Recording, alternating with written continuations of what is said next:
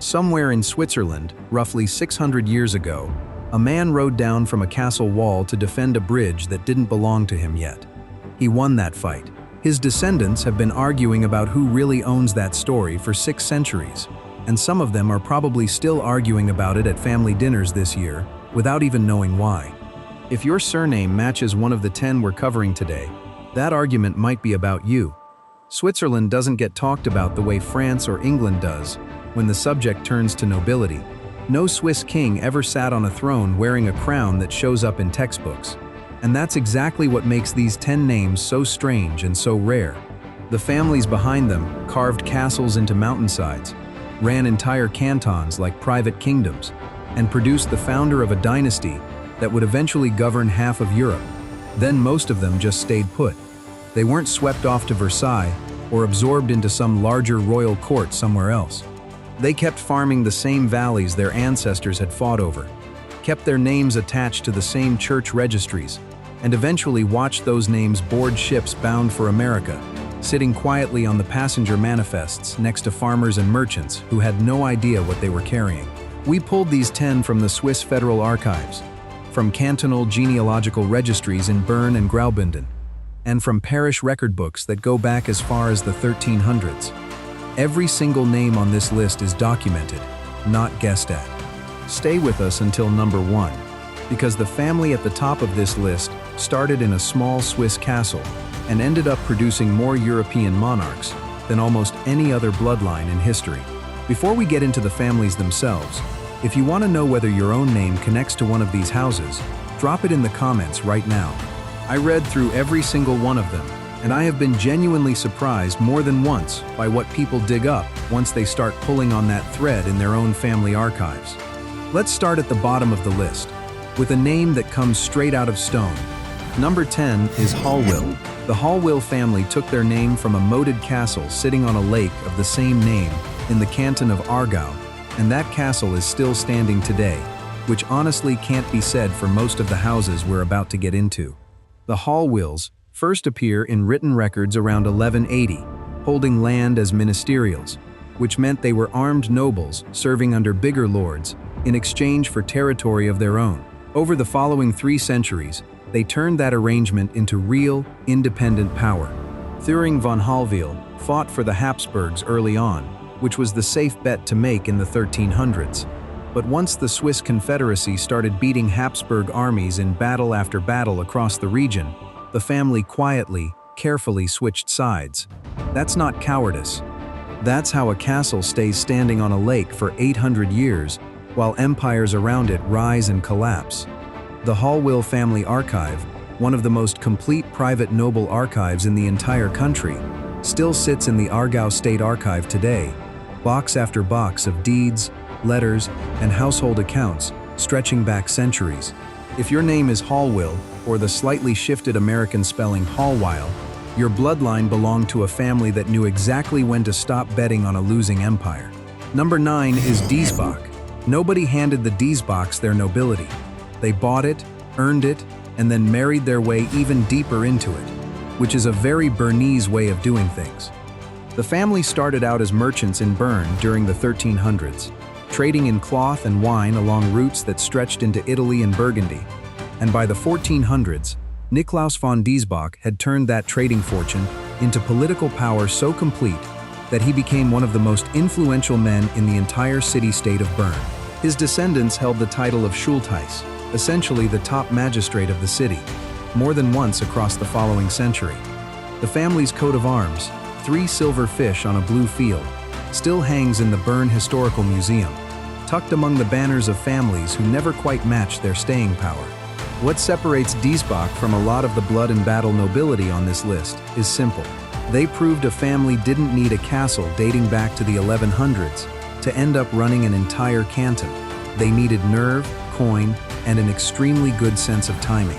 If your name is Diesbach, your bloodline carries a merchant house that talked its way into power instead of fighting its way in, and somehow made that look just as respectable. Number 8 is Wattenwyl. This one belongs almost entirely to Bern, and for good reason, because the Wattenwyls were arguably the most consistently powerful family in the city's entire recorded history. Records place them in the Bern patriciate as early as the 1200s, and unlike a lot of noble houses that flare up brilliantly for a generation and then vanish without a trace, the Wattenwyls kept producing officers, magistrates, and diplomats generation after generation for over 500 years straight. Karl Ludwig von Wattenwyl commanded Swiss troops in the 1700s and became one of the most respected military figures the canton ever produced, praised in contemporary letters for a kind of calm, unshowy competence that Bern seemed to prize above almost anything flashier. The family intermarried so thoroughly with the other great Bernese houses that by the 1600s, if you wanted to get anything important done in Bern, there was a decent chance a Wattenwyl was already sitting somewhere at the table, usually saying very little, and getting exactly what they wanted anyway. If your name is Wattenwyl, your bloodline belonged to the kind of family that never needed a single famous battle to make its name. They simply never left the room where the decisions got made. Number 7 is Planta. Now we head east into Graubünden, the wildest and most fiercely independent canton in the entire country, and the Plantas were its most dangerous family by a wide margin.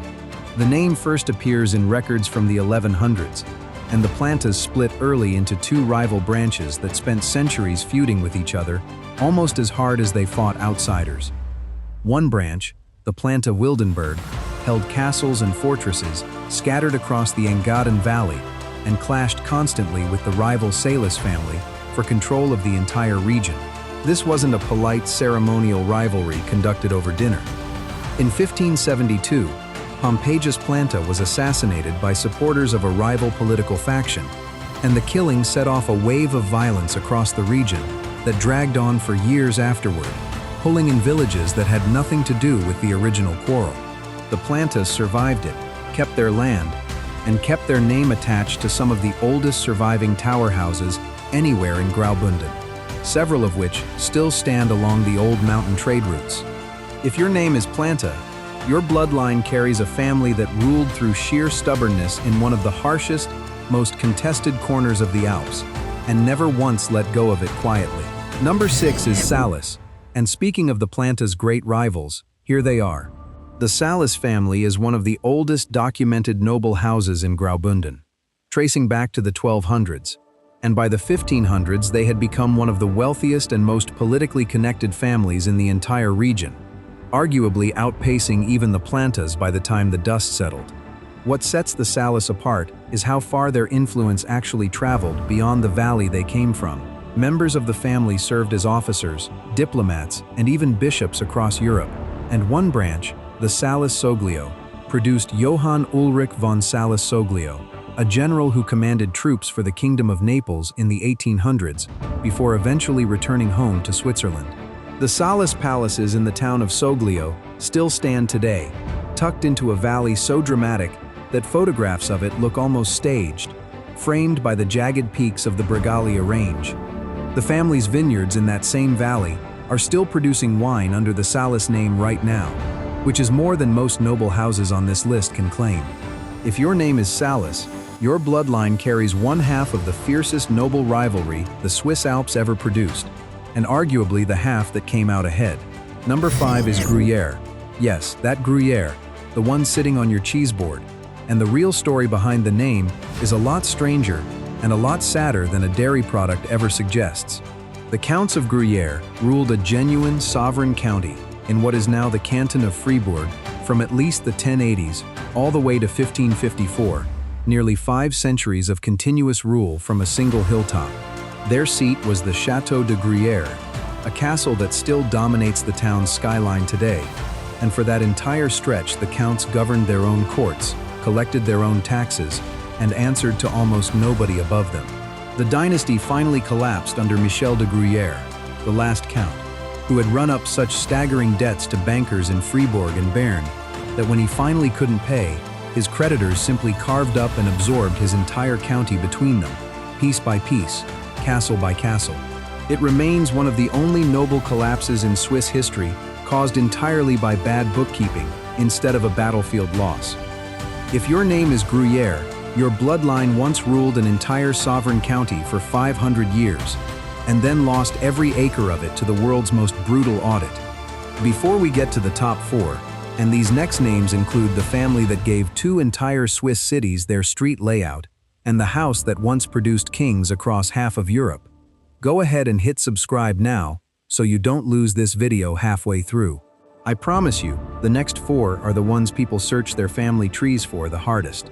And the comments section usually lights up right around here. Number 4 is Redding.